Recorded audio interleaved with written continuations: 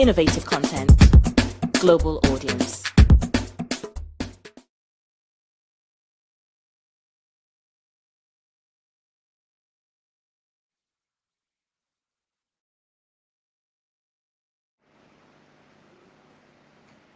Good afternoon, viewer out there. You are welcome to SRTV Studio, reaching you live from the Delta Studio here in Asaba. This is Inside Delta, and on this edition, we shall be looking at the liquidation of Delta PDP, matters arising, talking about the historic event that happened there today.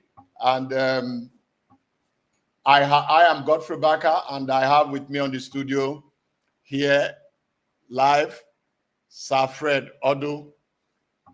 He was at the cenotaph live, and he followed with the events and conducted some interviews with which we shall be reaching you today in looking at this very historic event. Yes, people say defection, political defection is not new in Nigeria, that even it predates the independence, because as far back as 1951, there were people who defected from then NCNC, over 21 of them. So political defection is seen to be part of our political history, as it were. But never before, somebody had said, did we have a situation where a sit-in governor carrying the mandate of his people would, as it were, liquidate the party that he is supposed to be the chief executive, as it were, and move the entire structure into another party. So it's a historical political realignment. And in this program, we shall be looking at the political implications, both for the now and for the future. Incidentally, the event did take place today, and there were all manner of political movers and shakers in society who were there. And SRTV Studio was also there to cover it live. So you are welcome, because we should be reaching you every week with editions on Inside Delta, where we shall be looking at issues emanating as they affect Delta, social, political, environmental, and all that. So we want to know from our colleagues who were there live in Sonotaph, how historic was the event of today, Sir Fred? Well, thank you very much. I can tell you that as early as 7:30 this morning, people were already making their way to the cenotaph. When I mean people, party faithful from far and near, from all parts of the state, you know, in their various buses, they chartered, you know, for the event. And the color of the day was yellow, and you could see them smartly in this color, and all making their way to the place. People were also selling APC items, both caps, flags, and brooms, and all that, all whatnot. So it was actually a sight to behold. You could also see billboards, different shapes, different sizes,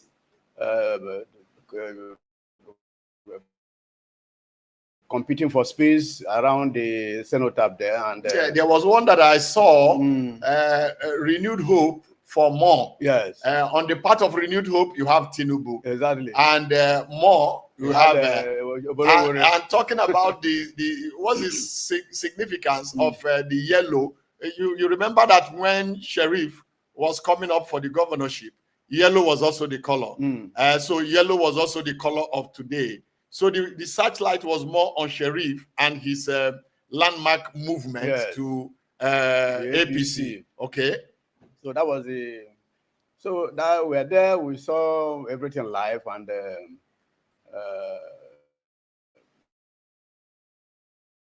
there was this enthusiasm in the people. Actually, they were motivated. This movement didn't come to them as a surprise. People have speculated it before it actually came.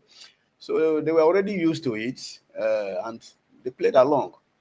You could see them dancing different. All the booths were labeled from Aniocha North, which is the first alphabet, to the last. Were all labeled, and you saw members. You could see members of the different local government.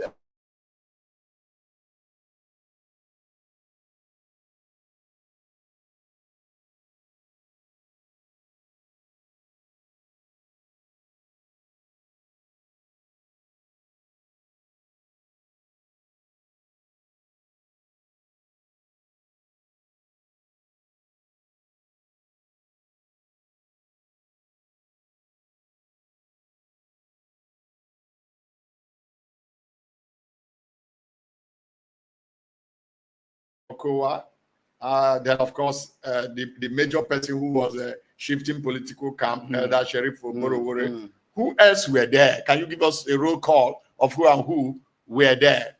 Okay, the national chairman of APC was there. That's talking about Abdullahi Umar Gandoje was there with the executive. That's the national executive of the party. They were all fully represented.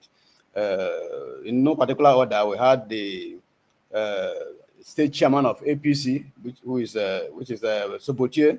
Umeni Sobotier was there. Austin Izabo was there.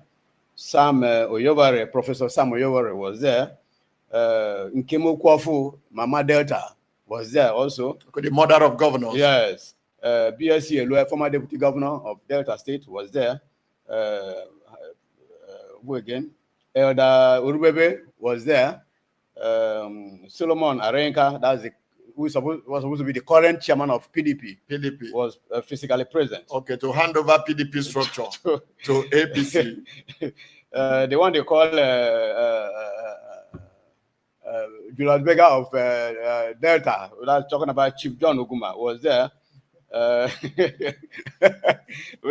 We also had a great Ogboru was there. Victor Ochei, who is now a barrister, Right Honorable Barrister Victor Ochei, Engineer Barrister Victor Ochei was there.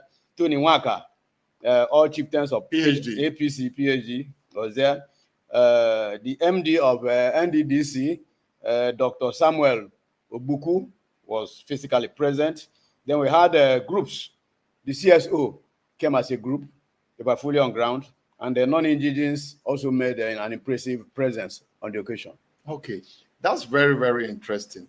I mean, did you find out from any of them what now becomes of the mandate that in 2023 election, the people of Delta State overwhelmingly gave to PDP?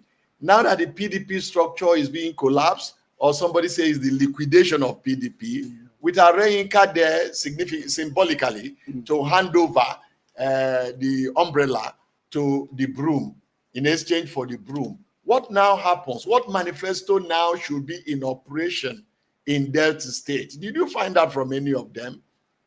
Well, from the speeches that were presented, it was obvious that PDP has become history in Delta State, if I may put it so, because the governor himself said that it's just not just the normal defection that we used to know. That this time around, he consulted widely, and it was a unanimous decision that they should move in totality. So as we speak now, there is no structure of PDP in Delta. From the speeches presented, particularly by the governor, he said from the units, ward, local government, state level, all have been collapsed to APC. So the mandate given to PDP, as far as I'm concerned, that mandate has been lost to APC. At some point in Nigeria, when Soludo was CBN governor, he gave an order, as it were, to the banks to consolidate so that they could be strong.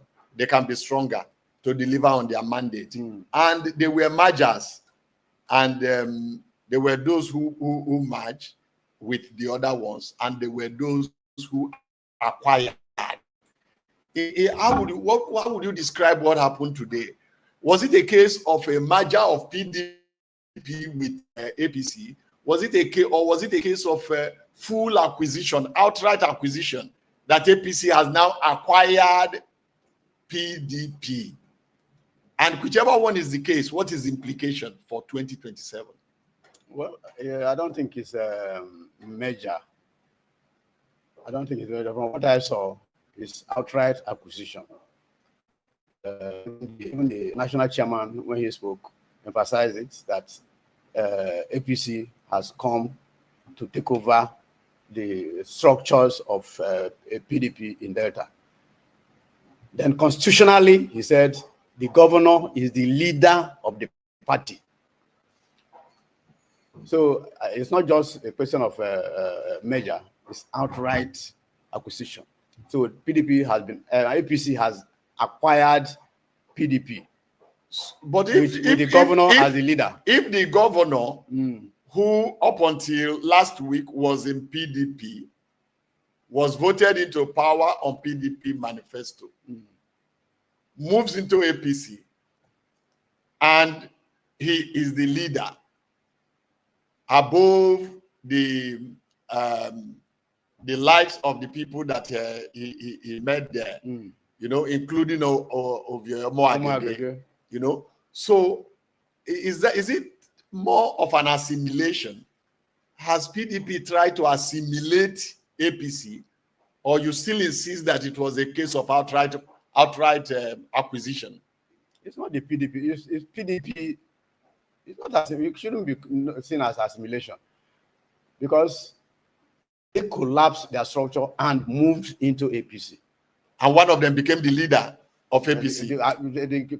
The chairman said constitutionally, that's the way he put it, constitutionally, whether it is now our own 1999 constitution as altered or the party's constitution, I wouldn't know. He said that constitutionally he is the leader of the party. So he is to dictate, you know, the tone of what happens in the party. So it's not, it shouldn't be seen as assimilation. It's just outright, because if you also remember the issue of ratio, because some people are talking about ratio. Yeah, there's so much talk about ratio 60-40. Yeah. So from the look of things, the state ESCO will be dissolved, the boards of parastatals will be dissolved, and members, APC from the APC side will now be added to the boards and the ESCO. Okay. So somebody said it was an earth-moving event. Yes. You know, never before a political tsunami. Whereas some others say that it was also more like an Armageddon of some sort. Yes. So now that the 60-40, 60 should be going to APC. 60 should go to APC because they are the original. They are the people in fact they are the owners of the party. Okay, the Obuzere Macaulay. Yeah. So these other people that the PDP are moving to join them. They should have the 60. Okay. APC. Yes, APC should have the 60. APC should have the 60, and PDP should have 40. The 40. Oh, okay. So, but what are the likely implications of this looking at 2027? 2027 in focus. The implications, okay, let's start from the mobilization. Before they had two, one was the ruling party, the other one was opposition. But now there's no opposition. So it's just one party we're talking about, except if before 2027, PDP manages that some who are not satisfied, some aggrieved members who are not satisfied with this movement, mass movement, decide to rebuild the structure and of start PDP. Exactly. Aside that, it's going to be a one-way thing, kind of a thing. So they are not going to have problem of mobilization because they already know that all those who are supposed to be in the opposition or in the ruling party or in the opposition anyway are now one and the same party. So it's going to be, and it may reduce cost of campaign because before you have for you to try to outplay or outsmart your opponent, you have to spend a lot of money, mobilizing members, building your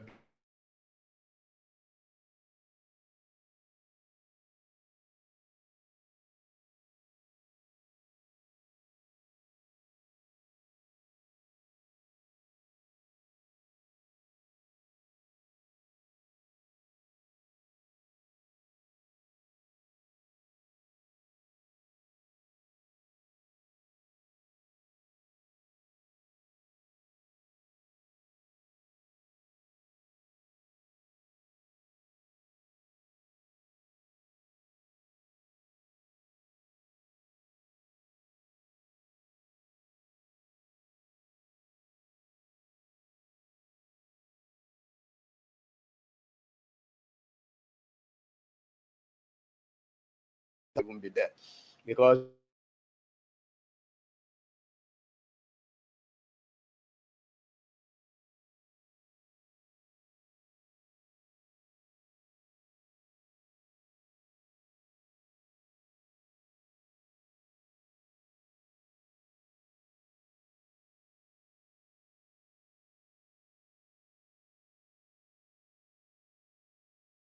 today, if he doesn't have the endorsement, the ultimate endorsement of Deltas, do you see any possibility of backfiring? I can tell you that from what I experienced there today, it's not a total thing. There are still some who are not comfortable with this arrangement, because when the national chairman asked, "Are you people happy?" Those who said no were more.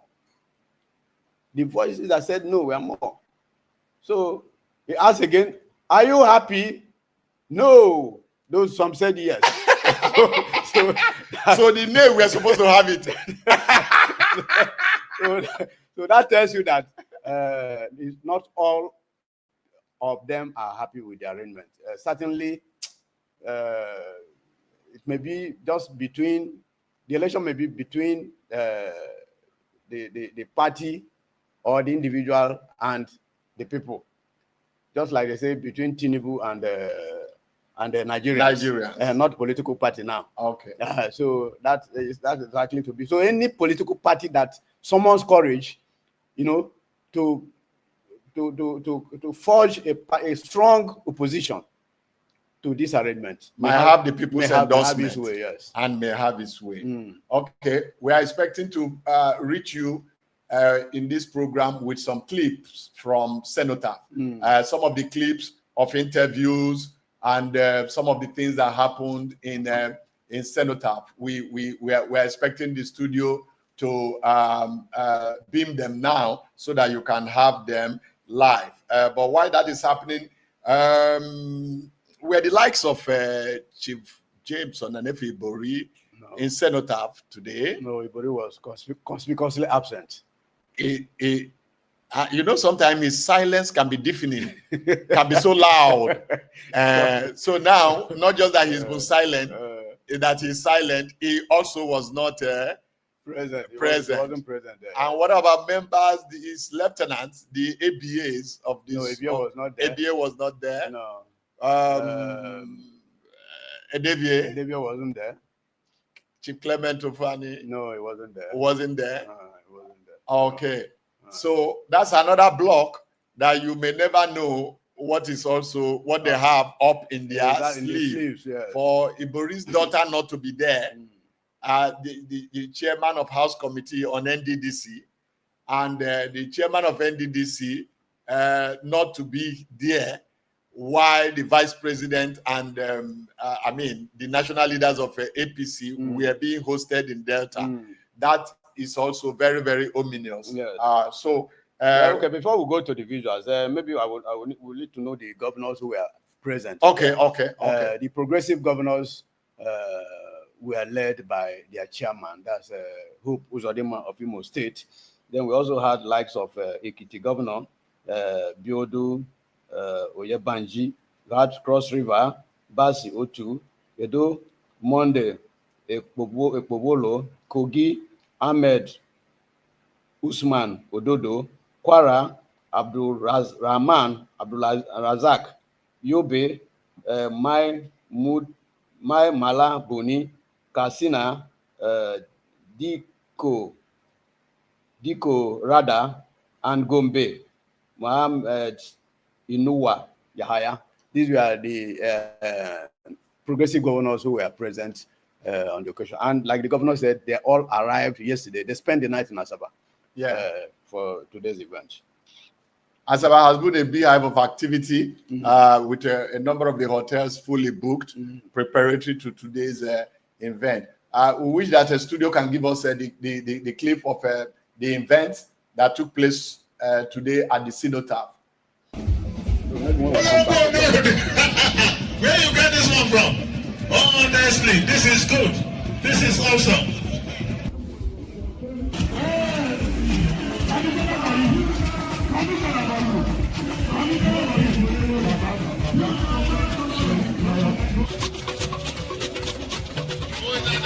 Everyone is terrified already. Are you terrified? Four rallies, and I can tell you that today, Delta State is terrified.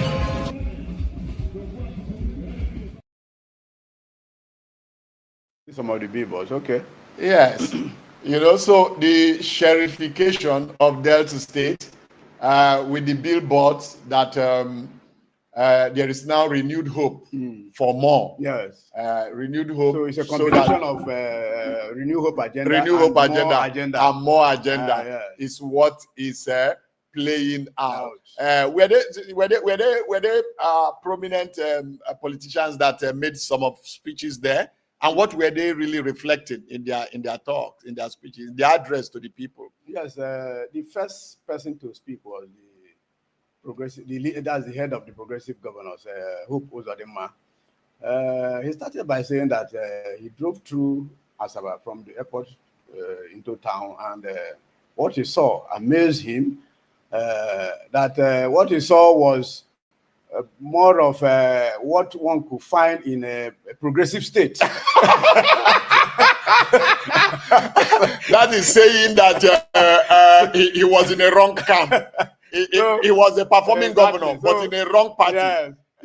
He said he, as PDP governor, he worked like an APC governor. Okay. So, but now that he has joined the APC, he's at home now now. at the right place.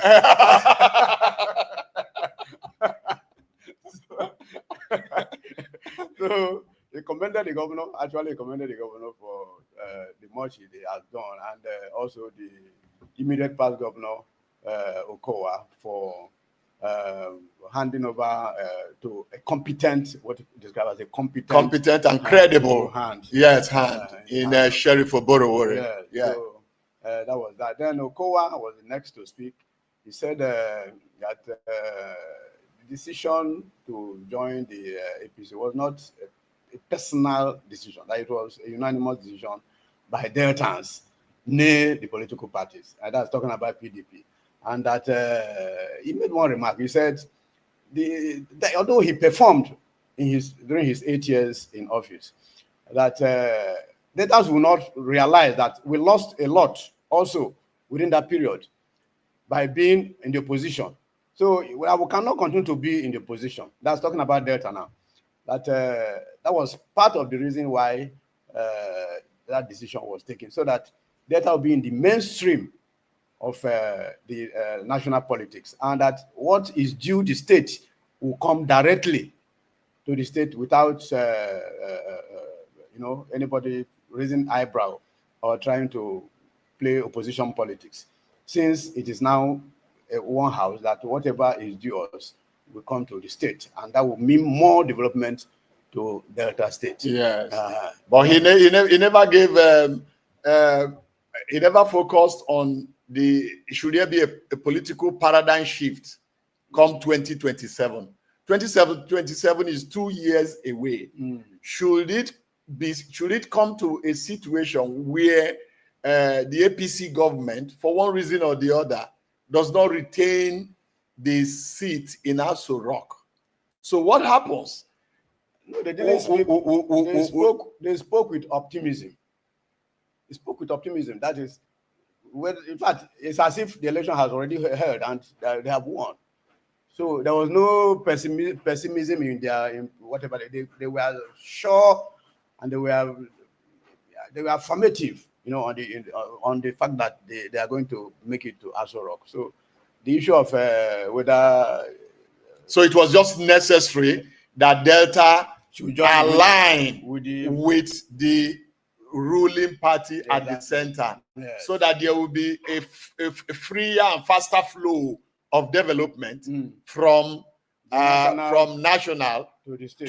And he was speaking based on his experience as the occupant of the government house, yes, in Anwai Road for 8 years. That though he performed, but that there were things that he lost or the state lost because he was in PDP. Yes. So now that from the benefit of that experience, he will want a situation where the man he handed over power to should not suffer the same thing that he suffered in direct access. Exactly. So yes, does that in any way suggest to you that behind what was consummated today as the political liquidation of PDP may have been an Okowa that convinced the sitting governor on the political path to take? If he said that much in his speech. Yes, because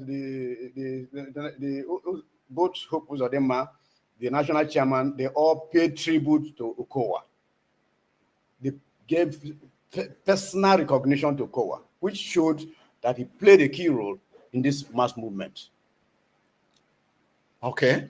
It showed that he played a key role in this mass movement as a critical stakeholder, and as somebody who handed over and who realized that the state lost certain benefits from the center because, based on the fact that we are on the opposition side.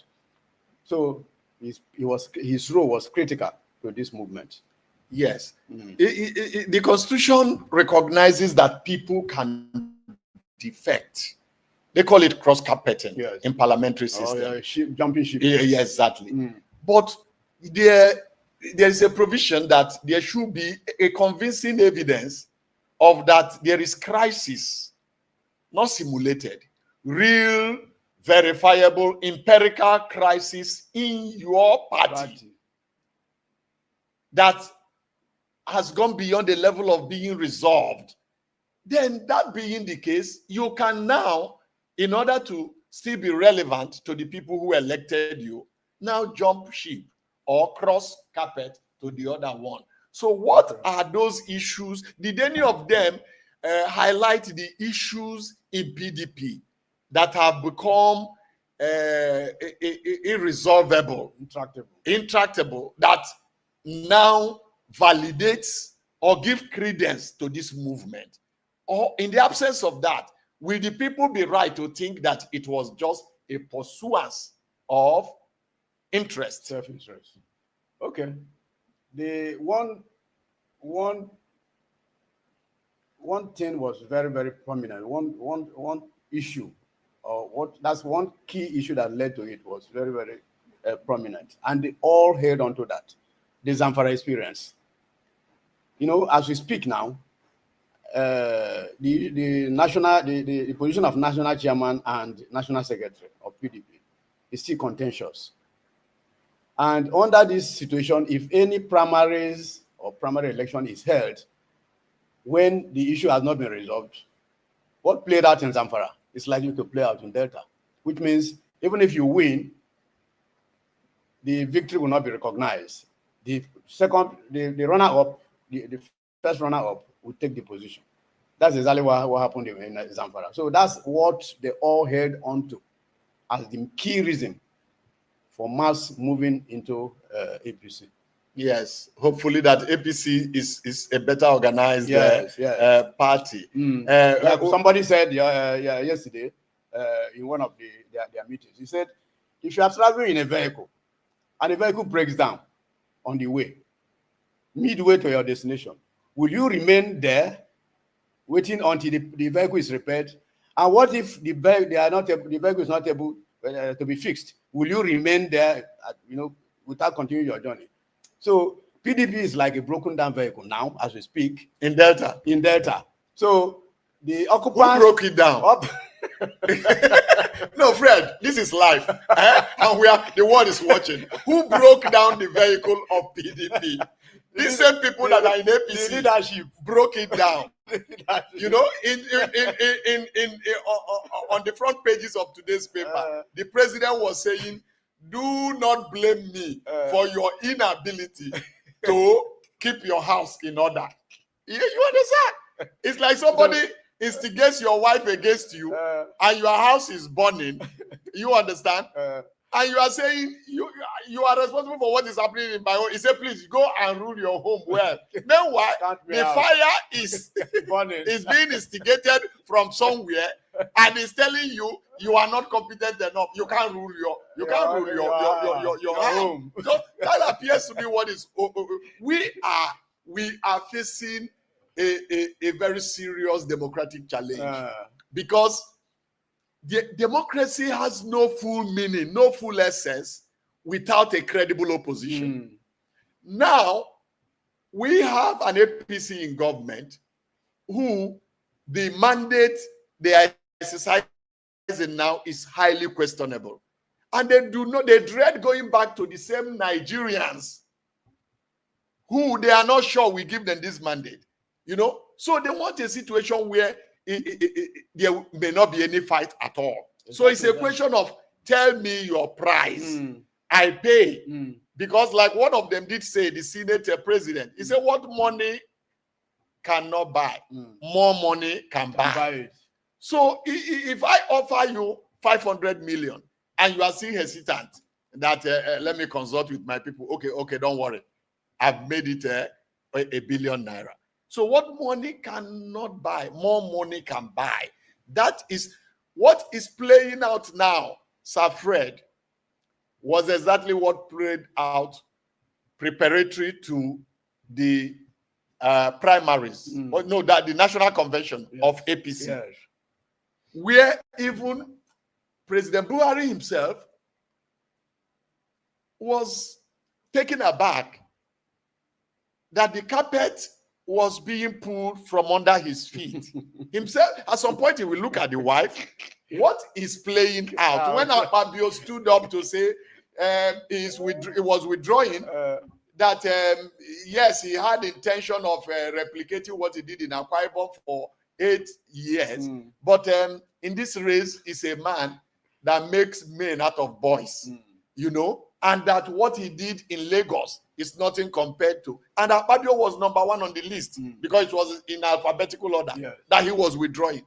From that withdrawal from the race, because of the horse trading and all the things that had been addressed. So at the end of the day, the delegates had no option but to put us where we are at this point. Otherwise, from all indication, the vice president to Buhari was Buhari's preferred candidate. But Buhari realized at some point that he was not in a position to enforce that. And there is a limit to what body language can do in politics. Bullion Van does the rest. And so we find a situation where that happened that night. And that is why Nigeria is where we are now. And at this point, that is what is because with a private acquired money, he was able to do that. Now, sitting on the resources of Nigeria, everybody that wants anything politically is ready to be bought over. Because it's like you want to do well in the Premier League. Then you need the likes of Osihe. What is your price? Like Manchester United is doing. And come over. It's either outrightly we buy you or we pick you on loan. Because we are going for a match, a tournament in 2027, and we do not want to lose. That appears to be what is playing out. But the fear is the implication of all these on posterity and our political stability. Because a situation where democracy we are practicing in Nigeria is now devoid of choice. People do not have a choice. If they don't, because unless the coalition is able to muster the support up north and across the southeast, and there may not be anything that looks like you have a semblance of contest, then of course it just becomes a walkover. How do you feel if you get to the gate of a stadium and picks up a ticket, enter the gate, the stadium to watch a football tournament, only for you to hear that from the dressing room, one of the teams had been bought over, and so they say they are not coming out? What happens to your ticket? So that appears to be the dilemma awaiting Nigerians come 2027. And again, from the defections we are having now, like Delta now, even the coalition may not be strong enough, because it's more people, more states that will be capable to fund the weakening of the opposition are the ones now joining the APC. So you of course know that Delta will be willing and ever ready to fund anything of such. So more states are coming, even from what the national chairman said. Already they have 22 APC governors, and he's predicting that more will join before 2027. So, which means more money, more funds into the pool, for the weakening of the opposition. Sir Fred, you have been part of the history, the making of Delta from 1999. In fact, from state creation, you've been on the ground. Why has Delta remained the beautiful bride in Nigerian politics? That the likes of James Onenefibori had to almost single-handedly see Yaradua into Aso Rock with the resources of Delta. Yes. And the man he handed over to did about same for Jonathan. Incidentally, it didn't quite play out. And Udwanga handed over to Okowa, and the state resources were also gambled into seeing Atiku into Aso Rock. And that is what is playing out now, because since after that political misadventure, the two of them have never been seen discussing what liabilities that they fell into. And so you see that there is that bitterness. And from then now, we are in the same trajectory of that Oborowore is being sought after. Is it because of what he has to contribute to 2027? And this contribution, is it in terms of material resources from the state, or is it in terms of ideas, or is it in terms of the electoral what, in terms of the vote from the Riverine and all the places in Delta State? Why has Delta become the beautiful bride, highly sought after in Nigerian politics? Of course, you don't need to be told that it's because of our resources, because it's like saying you get so much from us, from our location. Show it. How do you show us? Prove it that you at least you have these resources, and the only way you can prove it is to support the center, support the system. So that's just the issue. No electoral value, no ideas. It's just what the state can offer, and that is why, like you pointed out, Ibori almost single-handedly funded Yaradua. Jonathan also the same issue. Then just of late, Atiku Abubakar. So it's just what the state can afford. But it's unfortunate because other states like River, I'm not sure Rivers did the same, did that kind of thing. Even if I think Wike was the funding of the party by Wike was personal. Whether he was using the state resources, I wouldn't know. But tomorrow he boasts that he has been. Okay, so which one is more politically sustainable? Which one is more democratically ideal? That you gamble with the state resources in order to guarantee maybe your next level or your ticket, or you plow it to develop your state so that what you have done, your achievement can speak for you, so that wherever you go, anytime, any day, the people of your state will say, wherever you go, we go with you. Because we are seeing you as a political light.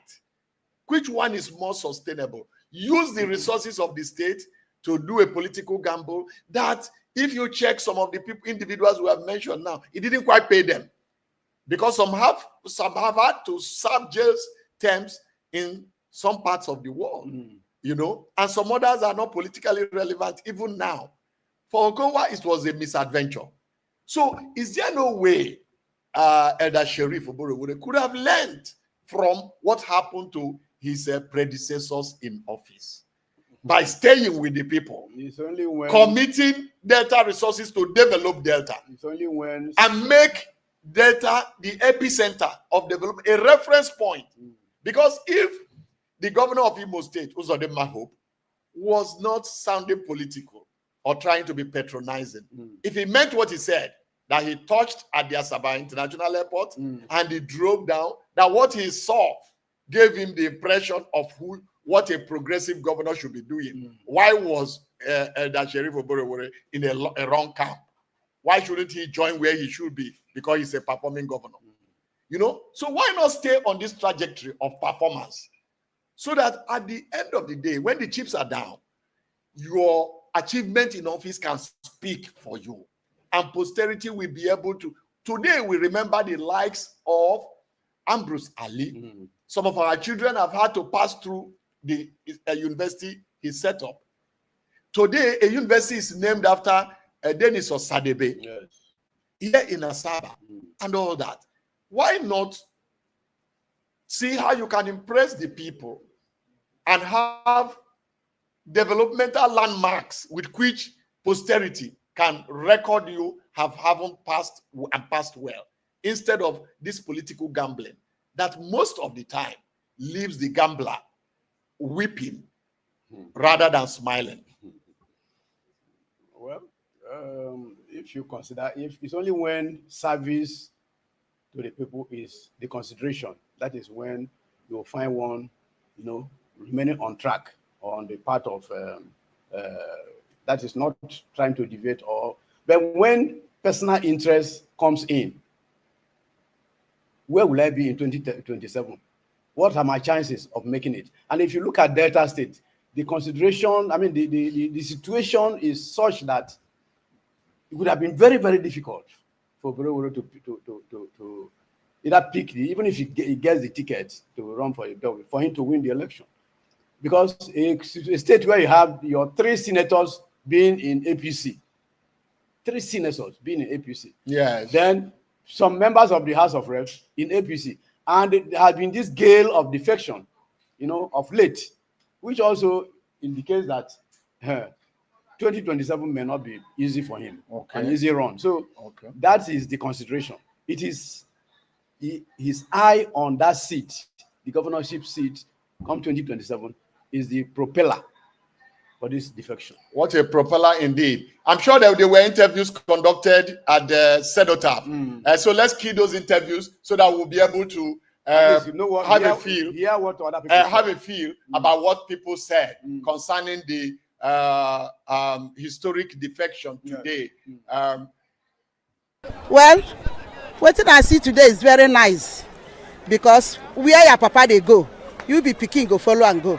So I'm very happy to enter APC with my governor and my House of Assembly and the commissioners and all the executive. I'm former woman leader Ward 8, Delta State, Oshimiri South. What do you make you believe say this movement now say it go favor us? Yes, I believe say it go favor me and it go favor Delta State, because Sheriff is somebody when they eat, they give pikin, they give all mothers. So I believe say it go better for Delta State. Well, there's nothing wrong in what happened today. You know, APC has been on ground for a long time, and I believe the members of PDP saw that as it is today, with what is happening, their house is in commotion. They cannot be able to win election come 2027. As such, they decided to come to APC as a way of having assurance of getting the ticket back. So we are not surprised. because you know politics is all about game of interests and game of most especially game of interests before you talk about the people and the government itself. If I got what happened here today right, they are coming to join people who were already there in the party. So what do you advise so that there won't be any problem? Nothing much, rather than to have an agreement. There must be sharing formula where the owners of the party, in which they are going to use the platform to fly for 2027. As such, I believe there should be an agreement where the governor will dissolve the present executive council and give some slots to APC, and I believe it should be 60-40 because we are the owner of the house. You can't come into my house and chase me away. To make it right, if we have decided no, it should not be so, they should go on their own. They know they can't even get the tickets. That is number one thing, because with Wike there, he will not even allow anybody to fly as far as PDP is concerned in Delta State, because you know that he's aggrieved with what they did to him. So that is why he decided to ensure that PDP die natural death. So with regards to what I just told you, they should be able to come together and agree on what to do by ensuring that everybody is on the same page. That way everybody will be happy. All right. That's the feelers from Senator talking about sharing formula. You cannot come into my house and chase me away. So that tells you the battle ahead. And it's about resources. It's about appointment. And nobody's talking of the alignment of ideology here. And the last respondent just still corroborated what we are saying about is politics is all about interest. Interest, exactly. Not service, not governance. Exactly. Just interest. Where will your interest take you to? So as we try to round up on Inside Delta, reaching you from SRTV, we want to take a break now. And when we will come back, we'll round it up. Thank you. Nigeria Week London 2025. It's time to celebrate the pulse of Africa's most exciting nation. Nigeria Week London 2025 is coming to Hippodrome Theatre from July 24th to 26, 2025, showcasing the best in Nigerian arts, music, fashion, and investment opportunities. Whether you're looking to discover the future of real estate, explore Nigeria's culinary masterpieces, or get immersed in an electric Afrobeat performance, this is the event of the year. You can also join us for a film festival, cultural dance spectacles, and recognition awards. Don't miss out on the business opportunities and cultural experiences waiting for you. Book your tickets now before they're gone on eventbrite.co.uk. Call or text +447 438 893 190 or 080 330 46768 or +447 459 071 747. Visit our website superiorradioandtelevision.com. Nigeria Week London 2025. Nigeria Week London 2025, celebrating the best of Nigeria, is partnered with Civil Society, scaling up nutrition in Nigeria.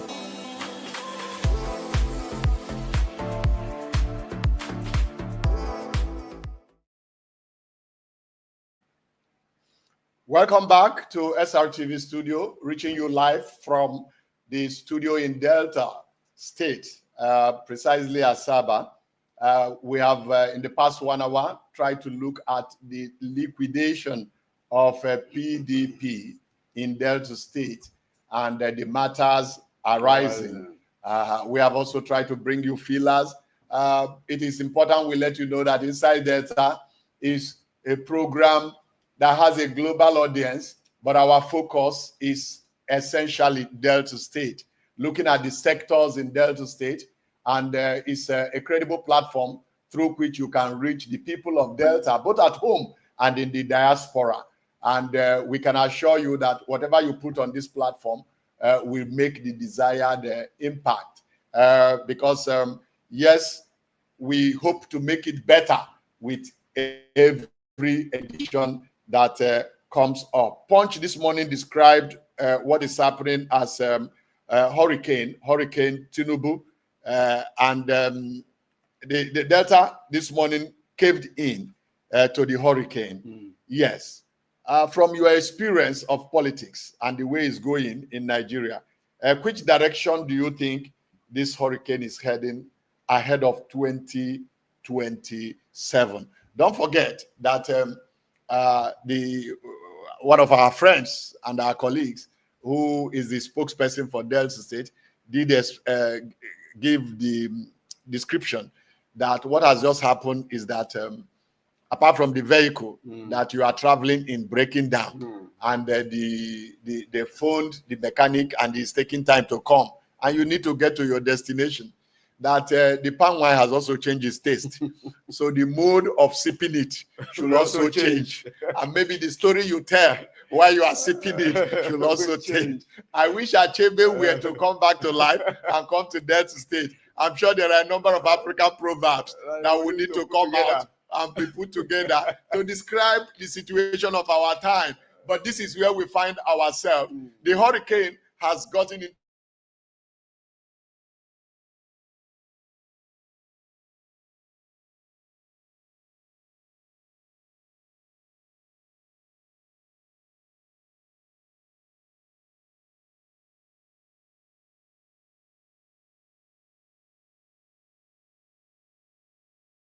and the people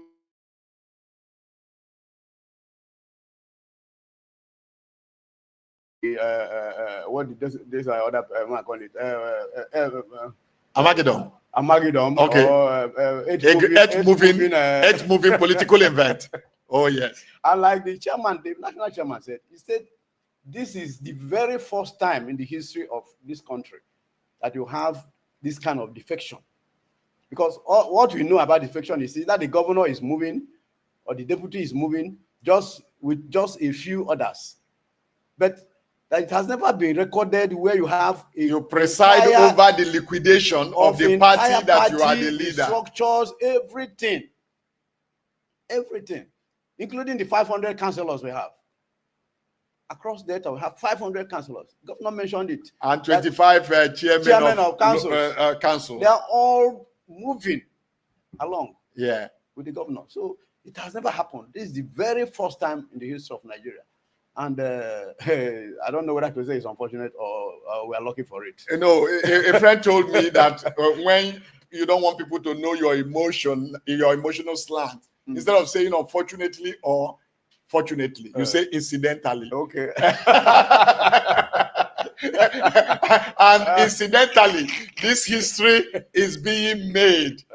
You understand? In one of our earlier shows today, we referenced General Effiong, whom Ojukwu handed over Biafra to when he realized that things were not working out the way he planned, with starvation having been made, hunger being made weapon of war, and all that. Children were dying, and the Biafran army was in tatters, and Ojukwu had to leave the country.